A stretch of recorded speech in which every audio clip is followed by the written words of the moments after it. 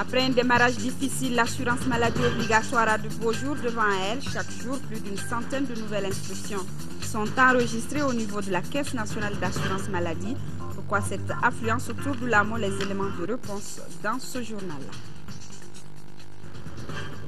8,1 millions d'enfants de moins de 5 ans meurent chaque année dans les pays pauvres. C'est pour faire face à cette situation que la campagne Tous et Chacun a été initiée. Une journée de sensibilisation sur la dite campagne vient de se tenir à l'intention des membres du Parlement national des enfants. Mesdames et messieurs, bonsoir et bienvenue à cette édition. Nous sommes mercredi et le Conseil des ministres s'est réuni en session ordinaire sous la présidence du président de la République par intérim Dioncounda Traoré. Après examen des points inscrits à l'ordre du jour, le Conseil a adopté un projet de texte, entendu une communication et procédé à des nominations. Avec moi dans ce studio, Ibrahima Djoumbélé pour vous livrer le contenu. Bonsoir Ibrahima.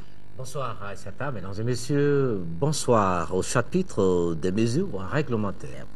Sur le rapport du ministre de la Poste et des Nouvelles Technologies, le Conseil des ministres a adopté un projet de décret portant approbation du cahier de charges de la licence d'établissement et d'exploitation de réseaux et services de télécommunications. L'ouverture à la concurrence, qui est un des axes stratégiques de la réforme du secteur des télécommunications, vise notamment l'entrée progressive de nouveaux opérateurs dans tous les segments du marché des télécommunications afin de bénéficier d'un plus grand apport de l'investissement privé. Ce processus a démarré avec l'octroi à un opérateur privé, en plus de l'opérateur historique, l'assoutellement d'une licence d'établissement et d'exploitation des réseaux et services de télécommunications effectif depuis 2002 avec l'avènement de Icatel devenu Orange Mali en 2006. L'adoption du présent projet de décret s'inscrit dans le cadre de ce processus d'ouverture visant le développement du secteur des télécommunications. Le projet de décret approuve le cahier des charges de la licence d'établissement et d'exploitation des réseaux et services de télécommunications octroyés à un troisième opérateur dénommé Alpha Telecom Mali et détermine la durée ainsi que les modalités de cession, de suspension et de retrait de la licence. Au chapitre des mesures individuelles, le Conseil des ministres a procédé aux nominations suivantes au titre du ministère de la fonction publique et de la réforme administrative. Secrétaire général, M. Adama Traoré, administrateur civil, chef de cabinet. Mme Sidibé Mahawa Aïdara, inspecteur des finances. Conseiller technique, M. Ousmane Christian Diara, administrateur civil. M. Sekou Oumar Dambélé, administrateur du travail et de la sécurité sociale. Mme Assitan Moussa Dambélé, inspecteur des finances. M. Adama Diallo, administrateur civil. Chargé des missions, M. Salif Fané, juriste. Mme Diao Mariam Kone, journaliste. Au titre du ministère du Logement, de l'Urbanisme et des Affaires foncières. Secrétaire général, Mme Samake Mariam Sangaré, inspecteur des impôts. Directeur des finances et du matériel, M. Bamoussa Ouattara, inspecteur des finances. Au titre du ministère des Transports et des Infrastructures routières, chef de cabinet, M. Gabouné Keita, ingénieur de construction civile. Conseiller technique, M. Al-Qaïdi Amar Touré, administrateur civil. Mme Sissé Kadidjat Traoré, administrateur civil. M. Adama Traoré, ingénieur des constructions civiles. Commandant Abdourahman Wologem. Chargé de mission, M. Modibo Massama Traoré, ingénieur. M. Malé Danfaka, ingénieur. Directeur national des routes, M. Amadou Malé, ingénieur des constructions civiles. Au titre du ministère de l'Action humanitaire, de la solidarité et des personnes âgées. Directeur général de la Caisse nationale d'assurance maladie CANAM, M. Ankundio Luc Togo, inspecteur des services économiques. Au titre du ministère de la Communication, chef de cabinet, M. Paul Ismaël Boro, professeur titulaire de l'enseignement secondaire.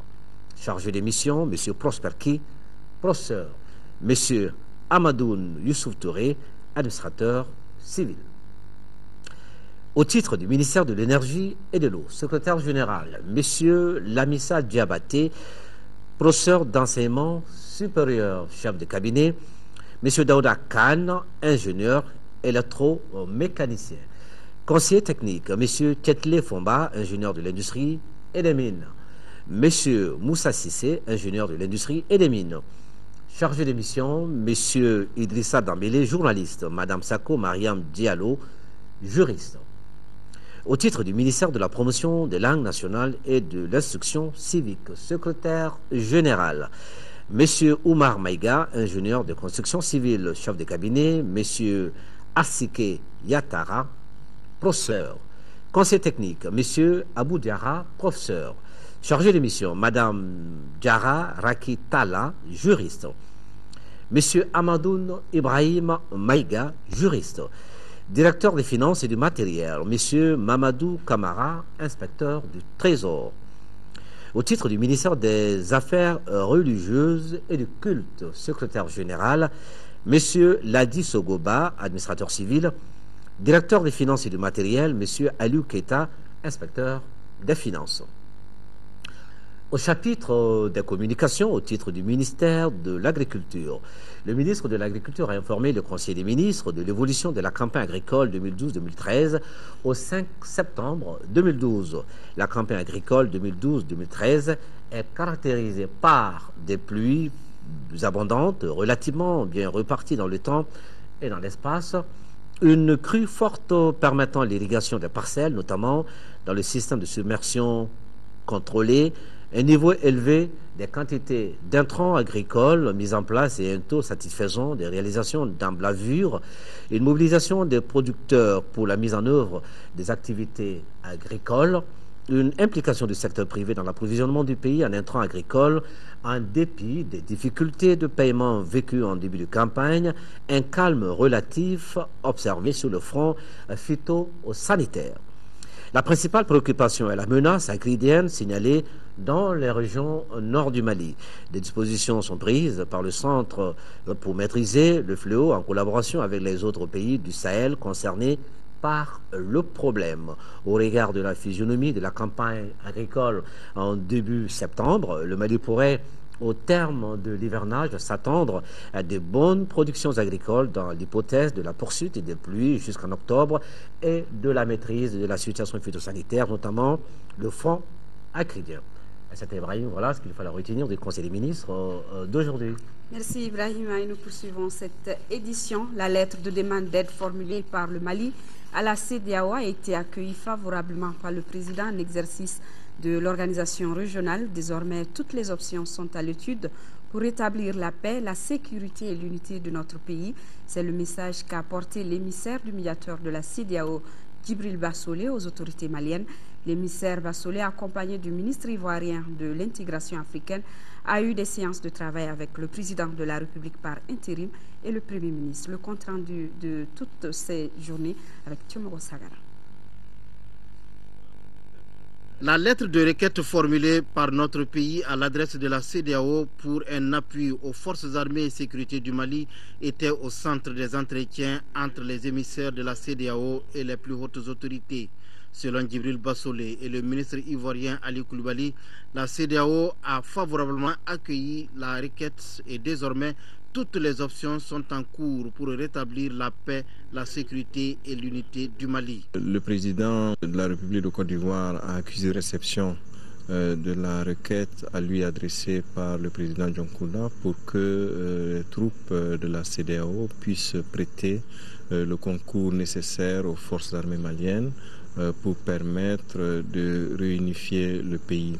Naturellement, les modalités seront discutées, les modalités seront négociées, mais la CEDEAO voulait être sûre que toutes les forces armées maliennes soutenaient cette requête et que le moment venu, les modalités de mise en œuvre vont être déterminées de manière convenable sur le terrain. Avec le président de la République par intérim, Dioncounda Traoré, les échanges ont été élargis sur la transition démocratique et les perspectives d'une sortie de crise. Nous avons parlé aussi du processus de dialogue Il y a un processus de dialogue interne au Mali. Le président nous a informé qu'il sera tenu très prochainement des assises et à l'issue desquelles un certain nombre d'axes seront déterminés pour nous permettre d'envisager globalement une approche politique pour une solution de sortie de crise. Les émissaires ont salué le bon climat d'entente qui existe au sein de l'armée malienne. L'intervention du capitaine Sanogo a eu le mérite de clarifier les choses, de montrer qu'il y a bel et bien une identité de point de vue sur cette question et que le président de la République a envoyé cette lettre à la CEDEAO en parfait accord et en concertation avec le Premier ministre et les éléments des forces armées et de défense du Mali. Djibril Bassolé et Ali Koulibaly se sont réjouis de leur séjour au Mali qu'ils ont jugé très positif et enrichissant.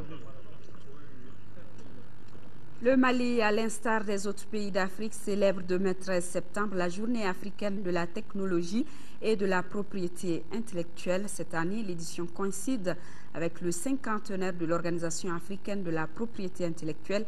Cet anniversaire offre l'occasion de jeter un regard rétrospectif sur les avancées réalisées en matière de développement technologique et de création de richesses. Nous écoutons un extrait du message que le ministre du Commerce et de l'Industrie, Abdelkarim Konaté, au micro de Daouda Sidiki Diarra. La propriété intellectuelle a très tôt été perçue par les dirigeants africains comme étant la solution d'avenir aux multiples défis des jeunes États indépendants. Ceux-ci se sont organisés en conséquence en mettant sur pied un office offrant une protection uniformisée et une procédure centralisée à travers l'accord dit de Libreville. Les révisions ultérieures de cet accord ont permis de renforcer l'institution qui en est ici, à savoir l'Organisation africaine de la propriété intellectuelle, et de mettre à jour notre législation commune en la matière pour mieux l'adapter au contexte international et à l'évolution de nos économies. Nous avons donc pris le départ avec les autres pays en développement, mais la plupart d'entre eux nous ont dévancés en devenant des pays émergents, voire développés. Les principales causes de ce retard peuvent être aisément appréhendées. Nous devons donc saisir l'occasion de ce cinquantenaire pour amorcer un nouveau départ avec à l'appui une vision pragmatique et cohérente, un repère opérationnel et la ferme volonté de maintenir le cap sur les facteurs de succès. Notre pays regorge de nombreuses matières premières. L'essentiel de ces matières ne sont pas transformées localement. Nous importons les produits finis issus de la transformation de ces matières premières. La propriété intellectuelle est l'actif qui permet leur transformation en produits finis. La maîtrise de son utilisation comporte donc de nombreux avantages. Chers compatriotes, la célébration du cinquantenaire sera donc mise à profit pour donner un nouvel élan à notre volonté de transformer nos structures économiques pour les doter de la capacité de produire de la valeur ajoutée à partir de notre créativité. Une campagne de proximité sera menée par les services en charge des questions de propriété intellectuelle. Elle consistera à faire aux usagers un exposé détaillé de la question, à établir le rapport avec leur activité, à répondre à leurs préoccupations et enfin à recueillir leurs attentes et leurs recommandations. Le gouvernement reste disposé à créer toutes les conditions favorables à l'essor de notre génie national. Autre célébration demain jeudi, celle de la journée du comité permanent inter-État de lutte contre la sécheresse dans le Sahel, SILS. Le thème cette année porte sur le stockage de proximité, un instrument approprié pour une assurance alimentaire au Sahel et en Afrique. En prélude à l'événement, un lot important de céréales a été remis au collectif des ressortissants du Nord. La cérémonie était présidée par le ministre de l'Agriculture.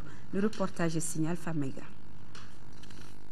Ce acte symbolique de remise de dons de céréales ainsi posé par le comité permanent inter-État de lutte contre la sécheresse dans le Sahel, SILS, est certes modeste. Il s'agit pour les pays membres du SILS d'être à côté de tous les Sahéliens souffrant des affres de l'insécurité alimentaire. Parmi ceux-ci, les populations du nord du Mali.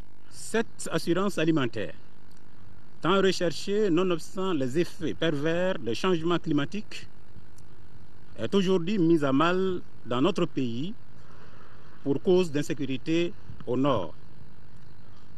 Le SILS, en tant qu'organisation intergouvernementale, ne saurait rester indifférent à la détresse des milliers de personnes déplacées et qui vivent dans la plus totale précarité. Je vous fais la promesse que ce don arrivera à bon port.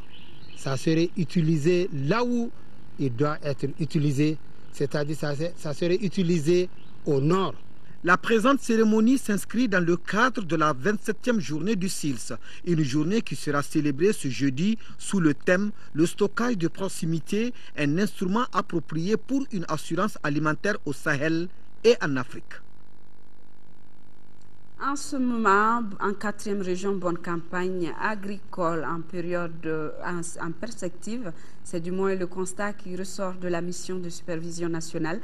La délégation composée de responsables du département de l'agriculture et de ses services déconcentrés était mardi dans les champs. La physionomie de la campagne reste conforme aux objectifs fixés par le ministère de l'Agriculture. Le compte-rendu de Kandesila. La première étape de la visite de terrain de la mission nationale de supervision de la campagne agricole à Ségou a commencé par le champ de Issa Koulibaly. Ces juristes de formation avaient compris que l'agriculture est l'alternative la plus sûre pour l'insertion professionnelle des jeunes. Ils exploitent à Tesserebou 2 hectares de maïs hybride. Son champ en dit long quant au bien fondé de cette conviction. Quand j'ai terminé, l'idée m'est venue à la tête de venir m'adresser à la terre. On a la terre ici chez nous au Mali. Malgré qu'on n'a pas d'emploi, mais on a la terre ici. C'est une première expérience. C'est ma première fois comme ça. Je n'ai jamais cultivé dans ma vie. Mais comme j'ai la foi en Dieu et puis je crois à la terre, ça ne ment pas. Au niveau de la riziculture, l'état des parcelles test du riz Nerika L1 à Mbewani en zone office du Niger est satisfaisant. Ici, le principal problème évoqué par les producteurs est relatif à l'acquisition à temps de l'engrais urée qui devrait être livré dans le cadre du programme de productivité agricole en Afrique de l'Ouest WAP. De façon générale, dans ces zones comme au niveau du secteur de Konodimini et de Ngara, l'état de la campagne est satisfaisant. Le plan de la campagne agricole reste donc conforme aux objectifs fixés par le département de l'agriculture. Ce que nous avons vu d'hier à maintenant, de l'Office du Niger à l'Office Ségou et aujourd'hui dans une parcelle de production de semences, nous pensons que si l'allure continue comme ça, on aura une très bonne récolte. Les producteurs des zones visitées ont tous salué les efforts du gouvernement à travers la subvention de l'engrais et l'octroi des semences aux paysans. Actualité régionale toujours après le déplacement du hameau de Djambaï suite aux travaux d'exploitation d'or par la société Semico SA. Les populations viennent de recevoir les clés de leurs nouveaux locaux dans la commune de Kenyeba. Le coût de l'investissement est estimé à plus de 400 millions de francs CFA entièrement financé par Semico SA. Idrissa Goulou Sissoko. La population de Djambaï était toute heureuse d'occuper les nouvelles maisons suite à leur déplacement consécutif aux travaux d'exploitation de la carrière de Semico, tout près de leur hameau. Ainsi, la société minière a construit 32 maisons de différents types, 52 cuisines, 57 toilettes, une mosquée, une salle de récréation, 3 salles de classe, 3 fourrages, des caniveaux pour collecter les eaux de pluie, des espaces réservés pour le terrain de foot, le marché et pour la clinique. Coût global 400 millions de francs CFA. Dans leur adresse, le chef de village et le maire de Kenyeba ont exprimé leur joie et ont assuré qu'au cours du déplacement, toutes les préoccupations des populations ont été prises en compte. Le représentant du directeur national de la géologie et des mines, Lansine Touré, dira que la réalisation de ces infrastructures témoigne de la volonté de la société minière à se conformer à la législation malienne. Selon le préfet, le respect de toutes les étapes du processus démarré en janvier 2011 a permis le déplacement dans les meilleures conditions. Les temps forts de ce processus se résument comme suit. Consultation publique entrant dans le cadre des études d'impact environnemental. Recensement et évaluation des anciens logements. Choix du nouveau site du hameau. Toutes ces étapes ont été menées avec la participation de l'ensemble des acteurs regroupés dans un comité de déplacement. Visite des maisons et animations folkloriques ont mis fin à la cérémonie. Retour ici à Bamako avec cette deuxième session du comité d'orientation du Centre d'études et de renforcement des capacités d'analyse et de plaidoyer CERCAP. Elle a permis aux administrateurs d'examiner et d'adopter 2 documents indispensables dans l'atteinte des objectifs du centre. Il s'agit du manuel de procédure administrative financière comptable et technique et du rapport d'activité 2011, le compte-rendu d'Abdrahman Mega. Au cours de cette deuxième session du comité d'orientation, les administrateurs du Centre d'études et de renforcement des capacités d'analyse et des plaidoyers CERCAP ont examiné le rapport d'activité 2011 et le manuel de procédure administrative, financière, comptable et technique du centre. Ce centre a, au cours de l'exercice écoulé, fait d'importantes réalisations, comme en témoigne le rapport d'activité. Le point d'exécution physique fait ressortir les éléments suivants. Au titre de la composante d'appui institutionnel, on note l'exécution partielle de la seule activité prévue. Au titre de la composante études de recherche, sur 11 activités prévues, 10 ont été exécutées. Concernant la composante formation, 14 activités ont été réalisées sur les 17 prévues. De l'analyse du rapport financier, il ressort que le CERCAP a atteint un taux de mobilisation financière de 62%. Pour preuve, sur une prévision budgétaire de 563 millions de francs CFA, le CERCAP a pu mobiliser plus de 350 millions de francs CFA, un taux jugé satisfaisant. Je vous invite à un examen minutieux des documents soumis à votre appréciation afin que les conclusions de vos travaux contribuent à renforcer les performances et les résultats acquis pendant la première phase du programme. Ainsi, cette deuxième session sera mise à profit par les administrateurs pour élaborer des stratégies permettant au CERCAP d'atteindre ses objectifs, à savoir renforcer les capacités de l'administration, des secteurs privés et des organisations faîtières de la société civile, ce qui lui permet de mettre en œuvre efficacement des politiques de croissance accélérée, de réduire la pauvreté et d'accompagner les efforts de développement. Après la vague de contestation contre l'assurance maladie obligatoire AMO, place maintenant à l'adhésion massive. Chaque jour, plus d'une centaine de nouvelles inscriptions sont enregistrées au niveau de la Caisse nationale d'assurance maladie. Curieusement, les fonctionnaires et les travailleurs du secteur privé sont les plus nombreux. Qu'est-ce qui les motive autant? Comment les assurés de l'AMO sont pris en charge de nos jours? Aboubacar Mega nous donne d'amples informations. Malgré un début très difficile, l'assurance maladie obligatoire s'impose en gagnant la confiance des centaines de Maliens chaque jour. À Bamako comme à l'intérieur du Mali, les services de la Caisse nationale d'assurance maladie connaissent une grande affluence actuellement autour de l'AMO en raison de l'augmentation soudaine du nombre de nouveaux adhérents. Je suis venu déposer mes dossiers pour mes enfants et moi-même aussi.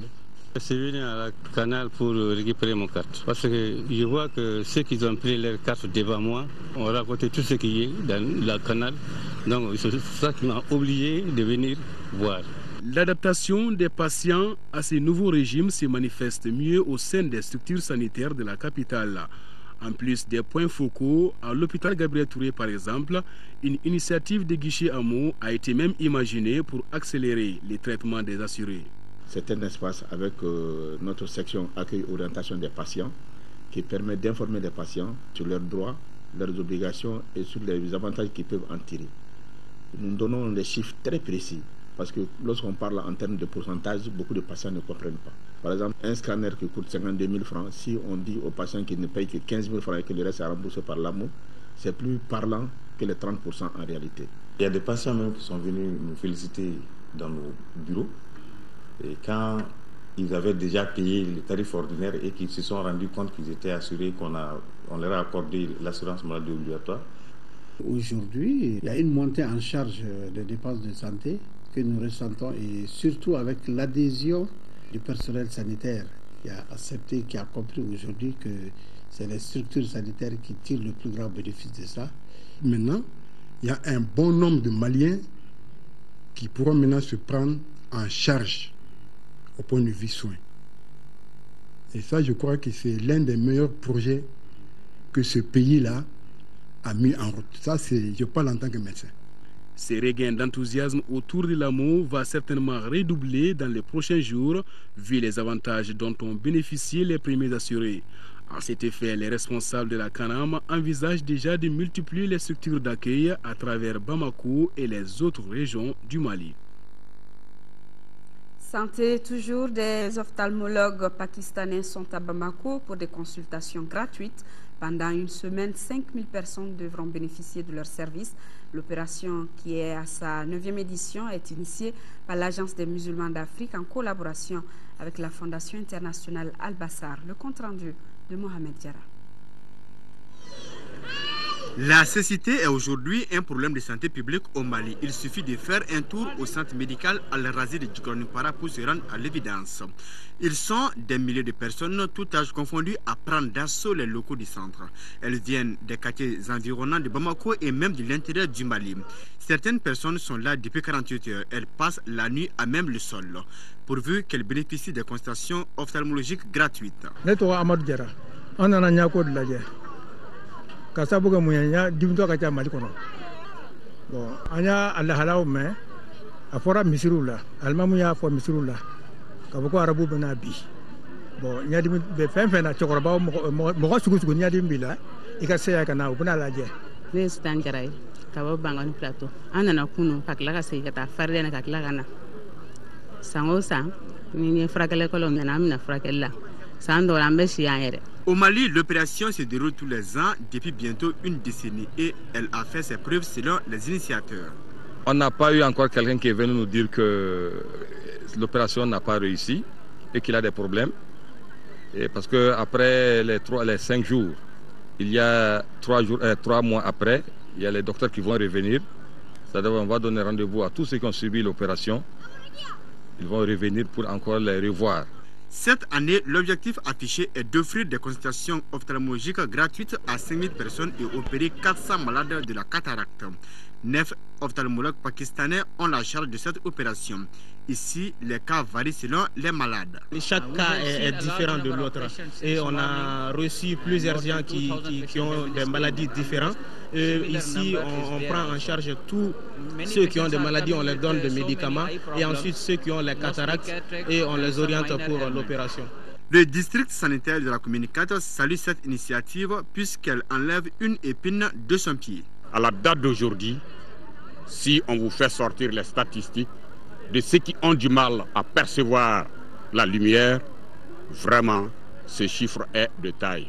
Je me limiterai tout simplement à féliciter les uns et les autres. L'opération qui a débuté ce mercredi s'étend jusqu'au lundi 17 septembre 2012. Santé toujours, 8,1 millions d'enfants de moins de 5 ans meurent chaque année dans les pays pauvres. Face à cette situation difficile, Save the Children, l'UNICEF, Plan et World Vision ont initié la campagne Tous et Chacun pour sensibiliser et informer les populations pour l'atteinte des objectifs du millénaire pour le développement. C'est donc dans cette perspective que le Parlement national des enfants du Mali a bénéficié d'une journée de plaidoyer pour lutter contre la mortalité néonatale, maternelle et infantile. Mahamadou Doumbia pour les détails.